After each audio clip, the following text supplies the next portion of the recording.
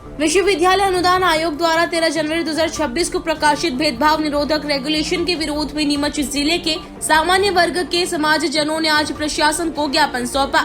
ज्ञापन में कहा गया कि ये रेगुलेशन समानता और समावेशन के उद्देश्य के बावजूद समाज में विभाजन और जातिवाद को बढ़ावा देने वाला है। प्रतिनिधियों का आरोप है कि रेगुलेशन में झूठी शिकायतों पर कार्रवाई का स्पष्ट प्रावधान नहीं होने से सामान्य वर्ग के छात्र छात्राओं व कर्मचारियों के मानसिक व शारीरिक उत्पीड़न की आशंका है। ज्ञापन में यह भी उल्लेख किया गया कि इस रेगुलेशन को लेकर देश भर में विरोध हो रहा है तथा माननीय सर्वोच्च न्यायालय ने इस पर तत्काल रोक लगाई है। समाजजनों ने मांग की है कि उक्त रेगुलेशन को पूर्ण रूप से निरस्त किया जाए और इसके ड्राफ्ट से जुड़े जिम्मेदारों की जांच कर वैधानिक कार्रवाई की जाए। मांगे पूरी नहीं होने तक क्रमबद्ध आंदोलन जारी रखने की चेतावनी दी।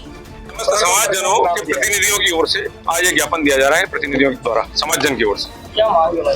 ये 13 जनवरी 2026 को जो भारत के राज्य पत्र में गजट प्रकाशित कर जो एक काला कानून सामने आया है, यूजीसी का रेगुलेशन, नया जो रेगुलेशन बनाया है यूजीसी ने, उसके संबंध में, जिसमें सामान्य वर्ग के कर्मचारीगण जो विश्वविद्यालय, कॉलेजों वगैरह में, उच्च शिक्षण संस्थान में पदस्थ है, वहाँ जो सामान्य वर्ग के बेटे बेटियां जो पढ़ते हैं, उनके विरुद्ध एक तरह से षड्यंत्र पूर्वक ये जो रेगुलेशन बनाया है, जिसमें शिकायतकर्ता अगर झूठी शिकायत हो उसके संबंध में कोई कार्रवाई का कोई प्रावधान नहीं है।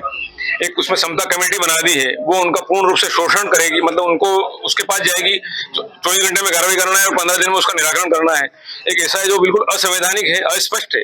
सुप्रीम कोर्ट ने भी उसका अध्ययन करने के बाद उसको वापस सरकार को लौटाया इसी आधार पर कि ये जो आपने ड्राफ्ट बनाया है अस्पष्ट है, त्रुटिपूर्ण है और असंवैधानिक है, और कभी भी इस प्रकार सामान्य वर्ग के विरुद्ध इस षड्यंत्र होकर उसका दुरुपयोग होना पूर्ण रूप से संभव है। इसलिए उसने ड्राफ्ट पूर्ण लौटा दिया, वापस पूरा ड्राफ्ट नया ड्राफ्ट करने के लिए निर्देशित किया है। तो हमारी ये मांग है कि ये जो काला कानून बनाया है, ये ड्राफ्ट पूरा वापस लेना चाहिए शासन को, और इस प्रकार के इसको काला कानून खत्म करना चाहिए।